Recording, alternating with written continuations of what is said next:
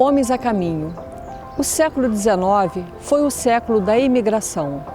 Por um lado, a Europa desejando se livrar de uma população pobre e miserável. De outro, a América desejando receber os braços dos europeus. Os Estados Unidos foi o país que mais recebeu imigrantes durante esse período. O Brasil viveu uma nova fase. Foi erigido à categoria de Reino de Portugal e Algarves. A família real, quando chegou ao Brasil em 1808, ficou um pouco chocada com a população. A maioria era de africanos, isso em decorrência da escravidão no Brasil. E Dom João VI desejava clarear a população. E com isso, começa um processo de imigração de colonos para povoamento, tendo em vista esse branqueamento da população.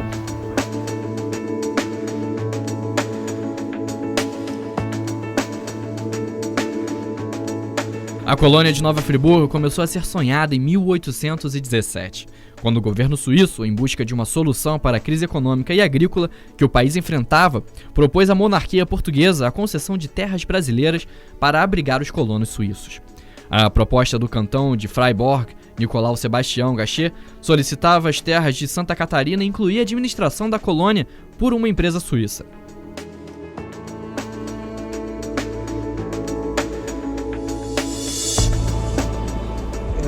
Veio agravada por um rigorosíssimo inverno, que acabou com as colheitas. E isso acentuou, então, essa miséria rural, que acabou também se manifestando nas cidades e que levou, então, as próprias autoridades suíças a se interessarem na solução migratória. Chegou ao Brasil os primeiros colonos suíços. O local escolhido? A região de Cantagalo. E por que Cantagalo? Cantagalo já dava os primeiros passos na produção de café. O clima da região também foi um fator determinante para o estabelecimento dos colonos suíços. Em princípio, os colonos ficassem mais próximos da corte, até porque interessava à corte ter um suprimento de produção mais próximo para ela, que vinha até passando por algumas dificuldades de suprimento. Se fosse lá em Santa Catarina, isso não ocorreria. O tratado assinado em 1818 previa que a colônia teria uma base agrícola e que seria autossustentável. Procurando garantir a autonomia da colônia, o documento exigia também a vinda de profissionais de diversas áreas, como carpinteiros, alfaiates, serralheiros, tecelões, entre outros. A corte ficou responsável pelo translado atlântico, a corte ficou responsável pela construção das casas, a corte ficou responsável pelo pagamento de subsídios aos colonos e até de um pequeno salário, não tão pequeno, de um salário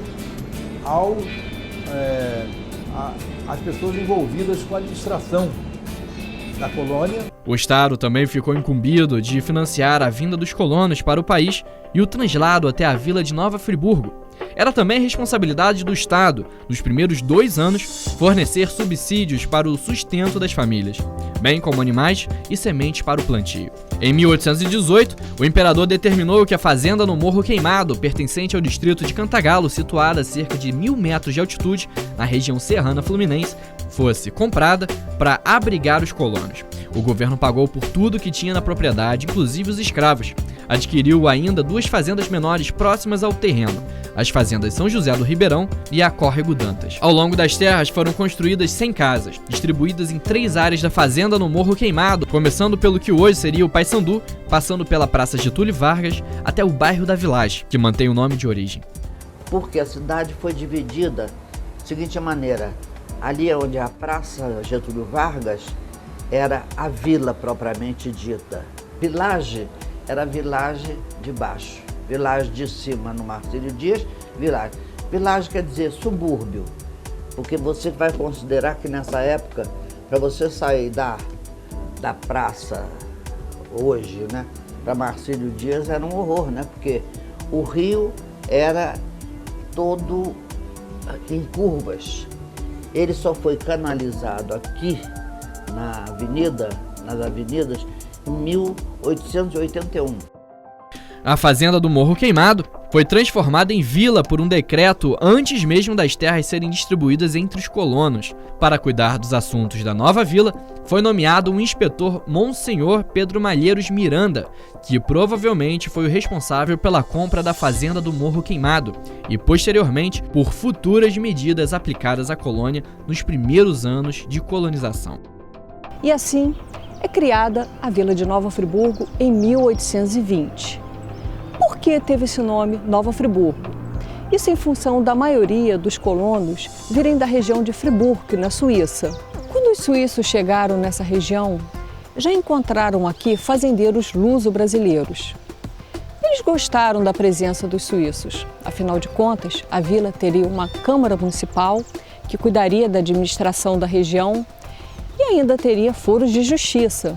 Afinal de contas, a Câmara Municipal naquela época poderia exercer uma atividade judicial através de juízes ordinários. Nova Friburgo foi a primeira colônia não portuguesa a ser fundada no Brasil, em 1819. A princípio, 100 famílias deveriam chegar à vila, mas na verdade, 261 aportaram no Rio de Janeiro. Os colonos seguiram seus caminhos para chegar aos novos lares, dando início à história do município. Os colonos chegaram à vila 10 dias após aportarem no Rio de Janeiro. Vieram 100 famílias a mais do que o esperado, causando alguns inconvenientes. As casas projetadas para receber os suíços não eram suficientes para abrigar todas as famílias que chegaram à vila. Como solução temporária para o problema, foram colocadas em média 17 pessoas em cada residência. Então as casas que tinham 4 cômodos, com chão de terra, em pleno verão, quer dizer, em plena época de chuva, ficaram assim com mais de uma família cada uma, sendo que assim as famílias, às vezes 17 pessoas numa casa de 4 cômodos. Não existia banheiro, banheiro era lá fora, né? Como chovia muito, as casas ficavam imersas em lama. As janelas, é claro, não tinham vidro, nada disso, as cozinhas eram externas. A Vila de Nova Friburgo foi nomeada assim em homenagem ao lugar de origem da maioria dos colonos, a cidade de Freiburg. A vila não estava totalmente pronta para receber os novos moradores. Não haviam ruas, pontes ou valas para o escoamento da água. Essas melhorias públicas tiveram que ser providenciadas pelos próprios colonos, muitas vezes com o exercício da força. E a cidade? Quando eles chegaram, não havia cidade nenhuma. Eles é que vão criar as primeiras bases urbanas. Aos poucos, foram se construindo armazéns, pequenas casas de comércio, e isso foi dando origem à chamada vila. Porque eles estavam vivendo uma situação de quase presidiários. Eles tinham que ficar ali. Eles tinham que fazer obras tipo ponte, fazer obras públicas. Mas acontece que quando foram distribuídos os lotes, como é que eles iam fazer obras e ficar no lote ao mesmo tempo? Então, as obras ficaram precárias e os lotes ficaram precários. E aí, apesar de toda uma política e uma postura oficial proibindo os deslocamentos, cada deslocamento tinha que ter licença da administração, ninguém podia sair facilmente, ninguém tinha liberdade de sair. Os próprios mandatários do Poder Casa de Inspeção cumpriam seu papel também de exploração dos colonos. Então, eles ficaram muito isolados socialmente. Serviços como saúde, educação e até o comércio eram prestados pela província, que fornecia aos colonos o necessário para viver naqueles dias. O único médico disponível, Jean Bazet, não cobrava por suas consultas, pois recebia uma ajuda do governo. Foi só anos mais tarde que o serviço privado começou a ser desenvolvido. Os colonos começaram a criar animais como porcos, a produzir pães, bolos e queijos para ampliar a renda familiar, permitindo melhorias nas condições de vida. Era controlado pelo governo. Isso era uma prática comum no mundo colonial. A coroa controlava o comércio. ela só podia comerciar quem tinha licença da coroa. Certamente tinha que pagar alguma coisa a coroa também. Então tinha um pequeno comércio nascido de concessões da coroa, feito por portugueses que aproveitaram a região. Inclusive vendiam as coisas muito caras. Havia queixas dos colonos de estarem pagando muito caro a esses comerciantes.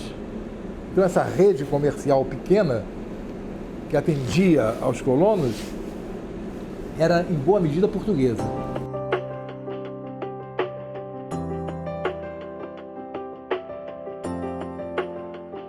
A vila de Nova Friburgo era cercada por inúmeras montanhas e pequenos vales. Inicialmente pretendia-se que a vila tivesse uma base agrícola.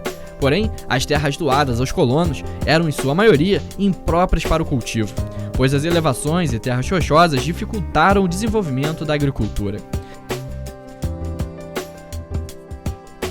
Em torno, a periferia vai ser importante também, porque é nessa periferia que vai se criar um grande paralelograma dividido em lotes que serão distribuídos aos suíços. Cada família tinha um lote que chamava número. Ocorre que em terrenos impraticáveis, em terrenos que não se podia plantar nada, que ia daqui da rua Trajano de Almeida, aqui do final da avenida, até quase Lumiar. Então, tinha um terreno, por exemplo, que era ali na encosta da Pedra do Imperador.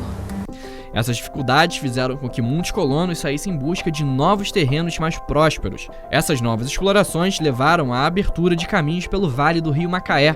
Somente anos mais tarde, em lugares como Conquista, descobriu-se que havia terra boa para o cultivo. Os suíços receberam subsídios e datas de terras. Eles eram obrigados apenas a plantar lavoura branca, que consiste em feijão, milho e arroz. O latifúndio no Brasil tem uma tradição de apenas se dedicar à agricultura agroexportadora. No período colonial, foi a cana-de-açúcar. No Império, o café. E por isso, os alimentos já estavam muito caros. Em razão disso, Dom João VI estabeleceu de que os suíços deveriam apenas produzir alimentos nos núcleos coloniais. No entanto, os suíços, quando chegaram nesses núcleos coloniais, encontraram, na sua maior parte, terras absolutamente improdutivas para qualquer tipo de agricultura. E com isso, houve uma grande evasão. Uma boa parte deles foi para a região de Cantagalo. Bom, Cantagalo, naquela época, já despontava como um grande produtor de café. E os suíços perceberam que o que realmente fazia riqueza no Brasil era a plantação do café utilizando a mão de obra escrava. Daí a grande evasão desses suíços para a região de Cantagalo. Alguns também se dirigiram à região de Macaé de Cima, autorizados por Dom Pedro I. Nessa região, medrava um tipo de café próprio para o clima frio. E com isso, os núcleos coloniais foram absolutamente esvaziados. Então eles vão ter uma área rural. Essa área rural que eles encontraram era uma área florestal, portanto com dificuldades também de sobrevivência, e montanhosa, havendo alguns lotes em cima de pedreiras, quase todos eles com muita dificuldade de serem trabalhados.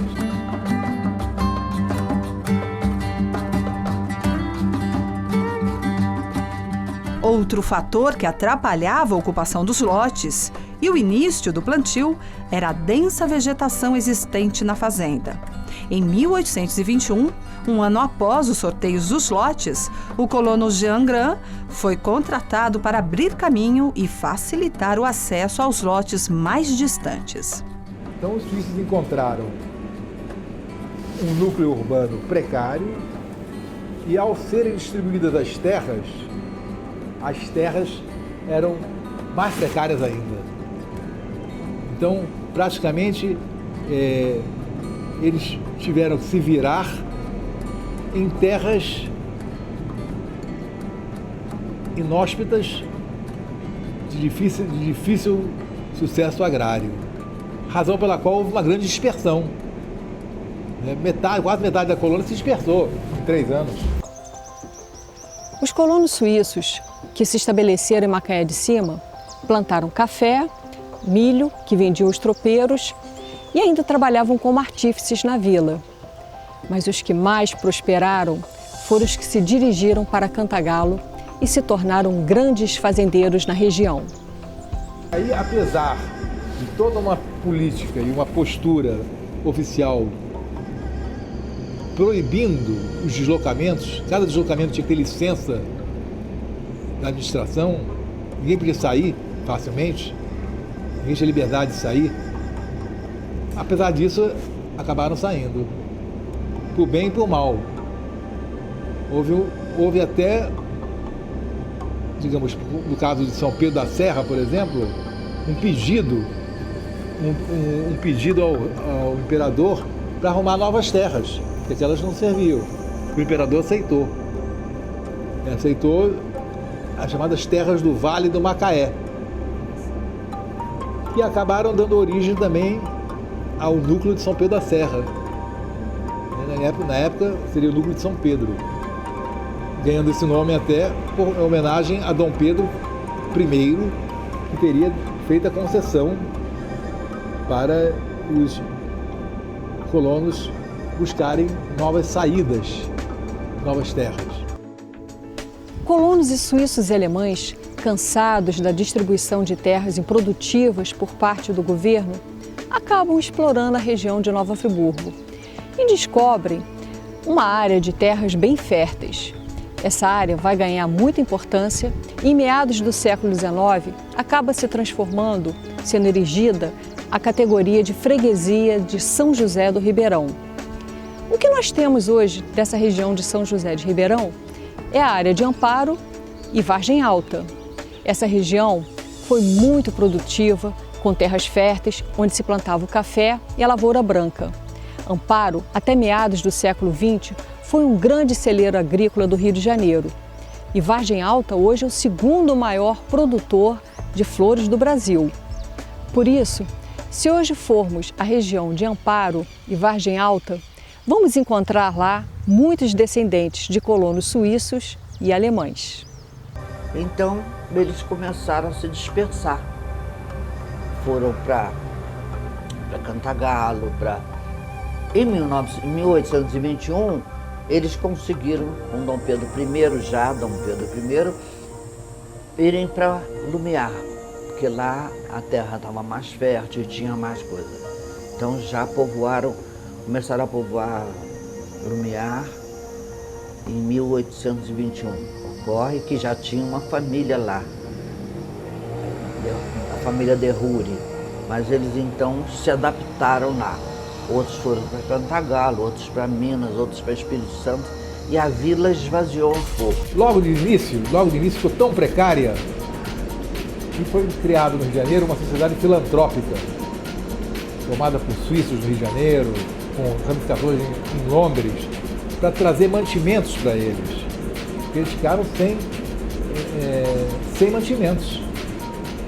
Eles tinham um subsídio que funcionou por 2 anos. Durante 2 anos, eles tinham algum dinheirinho que atraía com o comércio da época e tal, permitia que eles vivessem. Né? Permitiu até que eles chegassem a criar algumas coisinhas, umas pequenas casas de pasto, como se dizia na época, pequenos restaurantes, pequeno artesanato, açougue, venda de cachaça. Tinha um pequeno comércio, mas não passava disso. E a precariedade, a pobreza era generalizada. Foi melhorando mais adiante.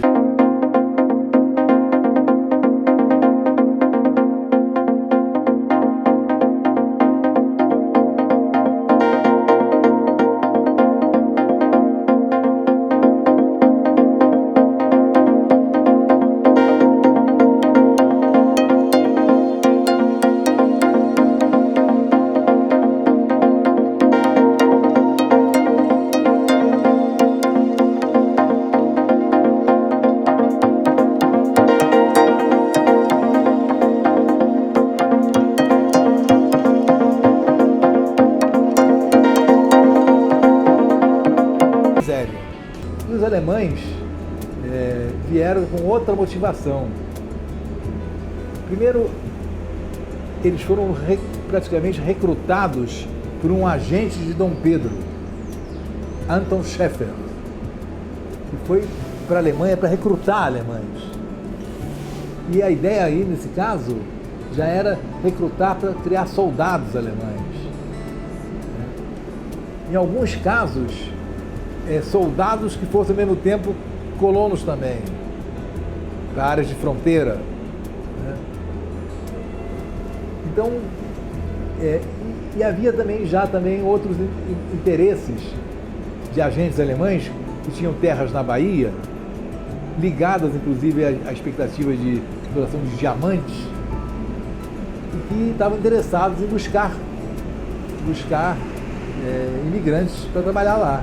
Acontece que esses alemães, quando chegaram a Niterói, Rio de Janeiro, eles, ao invés de ir para a Bahia, foram desviados, contra a vontade deles.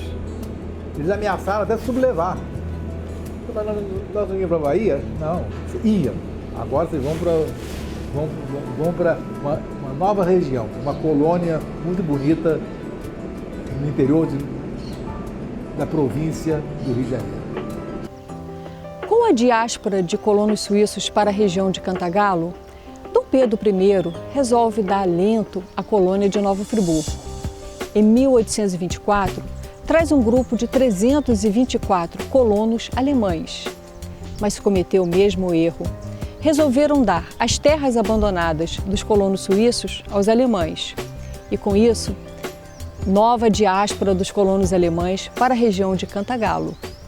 Quando os alemães chegaram, havia um buraco deixado pela evasão dos suíços. Então havia casas coloniais abandonadas, lotes abandonados, e os alemães receberam esses lotes e essas casas abandonadas. De tal maneira que a situação dos alemães também não foi nada melhor.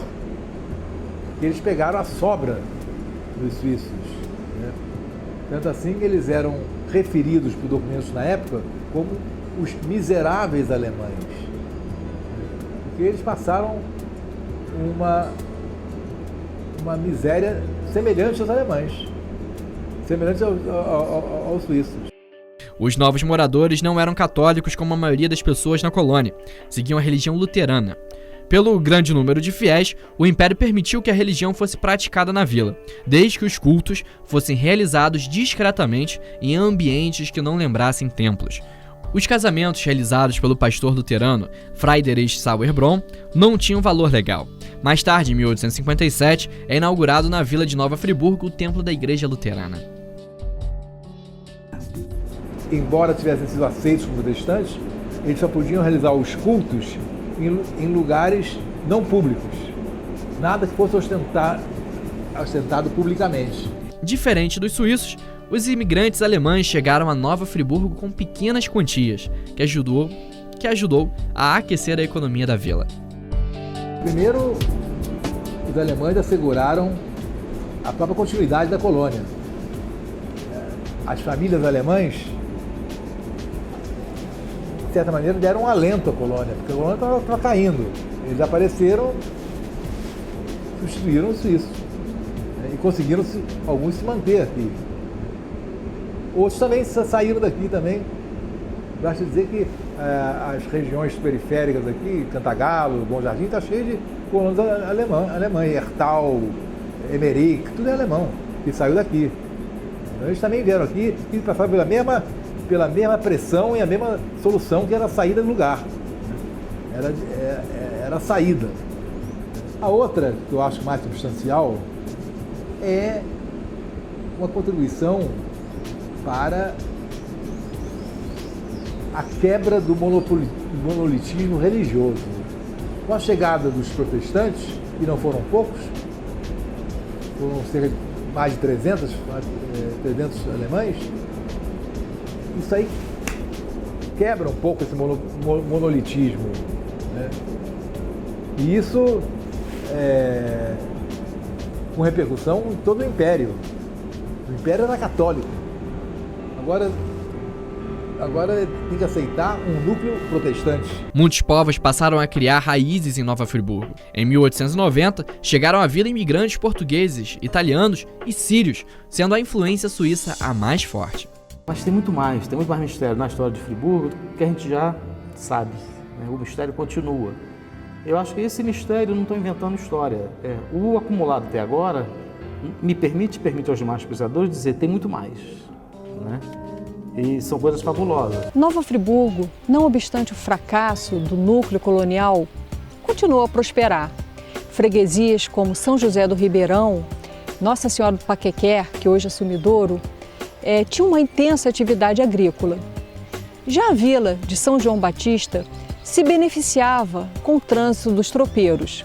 Comercializava milho, dava rancho aos tropeiros, vendia alguns produtos locais e, com isso, a vila foi se desenvolvendo. Esses tropeiros traziam o café, que era produzido em Cantagalo, para Porto das Caixas, rumo ao Porto do Rio de Janeiro. Será esse trânsito de tropeiros que trará um grande desenvolvimento à vila de Nova Friburgo. Lugar de passagem, Friburgo se beneficia intensamente com esse trânsito de tropeiros. Mas também, um outro fator iria acarretar o desenvolvimento da então vila. O seu clima, a salubridade do seu clima, iria ser reconhecida à época como local de cura de uma doença que era considerada uma verdadeira peste branca no século XIX, a tuberculose. Guillaume Sallusti foi um francês bonapartista que teve que aportar no Rio de Janeiro em função de uma doença. Foi-lhe recomendado ir à vila de Nova Friburgo para se curar. Quando chegou aqui, se encantou com a vila e viu que existia um nicho de mercado, ou seja, assim como ele, várias pessoas doentes, principalmente da tuberculose, vinham para Nova Friburgo se curar. Nova Friburgo fica reconhecida como a cidade para a convalescença de diversas doenças e principalmente da tuberculose. Mas isso será uma nova fase da história de Nova Friburgo.